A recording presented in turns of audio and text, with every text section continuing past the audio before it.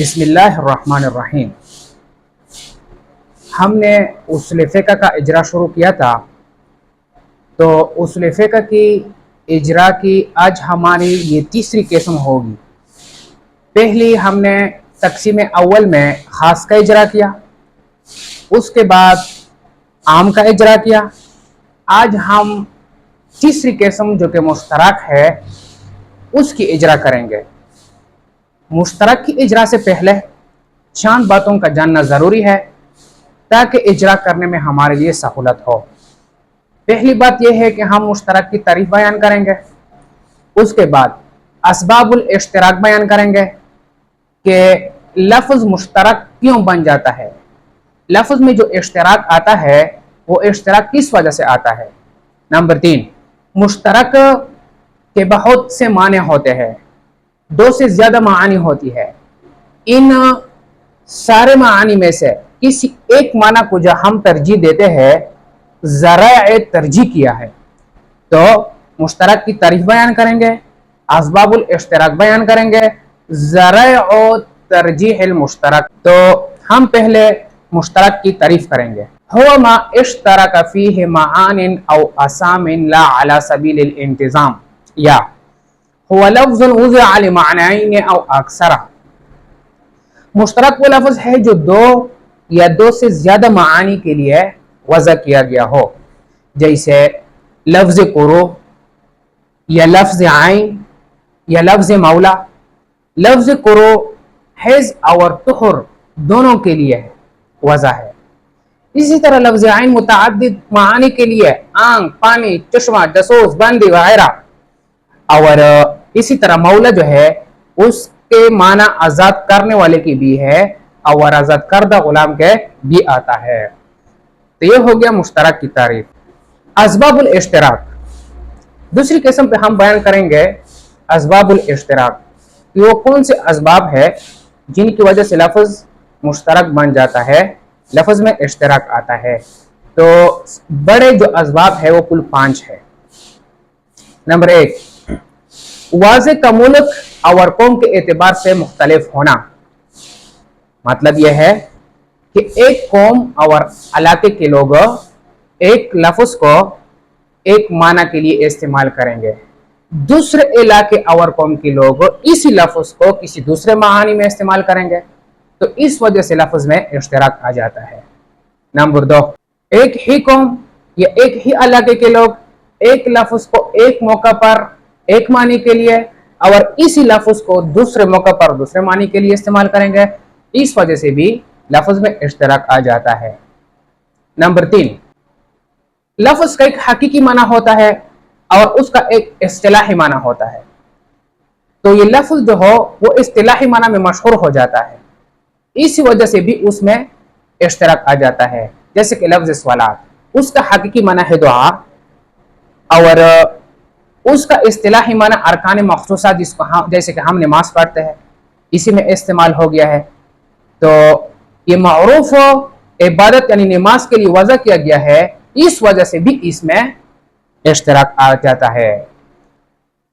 Number 4، کبھی کبھی معنی حقیقی کی بجائے معنی مجازی میں لفظ کو اس طور پر استعمال کیا جاتا ہے کہ معنی مجازی بھی اس لفظ کا ایک جز بن جاتا ہے، جیسے کہ معنی حقیقی اس کا ایک جز ہے، تو اسی وجہ سے بھی لفظ میں اشتراک آ جاتا ہے۔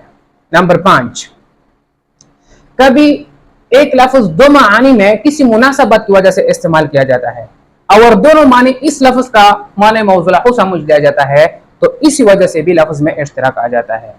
تو یہ 5 بڑے بڑے اسباب الاشتراک ہو گئے جس کی وجہ سے لفظ مشترک بن جاتا ہے۔ مشترک کا حکم کیا ہے؟ مشترک کے چونکہ ایک سے زائد بہت سے معانی ہوا کرتے ہیں، تو کیا آپ اس طرح کر سکتے ہیں کہ ایک وقت میں مشترک کے سارے معانی مراد لیے جا سکتے ہیں؟ تو نہیں، مشترک سے ایک وقت میں ایک سے زائد معانی مراد نہیں لیے جا سکتے، بلکہ ایک ہی معنی مراد لیا جائے گا۔ غور اور فکر کر کے قرائن کے ساتھ معلوم کر کے ایک معنی مراد لیا جائے گا، اس کے بعد اس پر عمل کیا جائے گا۔ ذرائع رجحان المشترک، मुश्तरक के बहुत से मानी हुआ करते हैं, उन सारे मानी में से किसी एक माना को तरजीह किस तरह देंगे? कोई ऐसे जराए हैं जिन जराए को हम इस्तेमाल करके मुश्तरक के किसी एक माना को हम तरजीह दें? तो हाँ, कई जराए मौजूद है। नंबर 1, सबा के कलाम, यानी कलाम का गुज़श्ता हिस्सा की वजह से मुश्तरक के 2 या 2 से ज्यादा मानी को तरजीह दिया जा सकता है। नंबर 2, सियाकुल कलाम, कलाम का अगला हिस्सा की वजह से भी मुश्तरक के बहुत से मानी में से किसी एक माना को तरजीह दिया जा सकता है। नंबर 3, मौके कलाम, कलाम का जो मौका होता है उसी महल के एतबार से भी मुश्तरक के बहुत से माना में से किसी एक माना को तरजीह दिया जा सकता है। नंबर 4, माने हकीकी और मुनासबतुल मुकाम, माने हकीकी की वजह से भी लफ्ज के कई मानी में से एक लफ्ज को तरजीह देकर इस इश्तिराक को खत्म किया जा सकता है। और इसी तरह खबर वाहिद और कियास भी है। सियाकुल कलाम, सबाकुल कलाम, मौके कलाम, लफ्ज के हकीकी माना और मौका की मुनासबत की वजह से, खबर वाहिद के जरिए से और कियास के जरिए से, इन 6 जराए के साथ हम मुश्तरक के बहुत से मानी में से किसी एक माना को तरजीह दे सकते हैं। आम और मुश्तरक में क्या फर्क? आम और मुश्तरक में कई वजह से फर्क पाया जाता है। पहला फर्क यह है कि आम का जो मौजू लहू है वो वाहिद होता है, मुत्तहिद होता है, और मुश्तरक का जो मौजू लहू है वो मुतअद्दिद होता है। यानी मुश्तरक मुतअद्दिद मानी पर दलालत करता है और आम एक माना पर दलालत करता है। अलबत्ता ये एक माना पर दलालत के जो अफराद है वो मुतअद्दिद हो सकते हैं। दूसरा फर्क यह है कि आम की जो वजह होती है वो एक मर्तबा होती है और मुश्तरक को उसके माने मौजू लहू के लिए एक से ज्यादा मर्तबा भी वजह किया जाता है। तीसरा फर्क यह है, आम की मदलूल में तअद्दुद होता है लेकिन हसर नहीं होता, और मुश्तरक का मदलूल मुतअद्दिद होने के साथ साथ महसूर भी होता।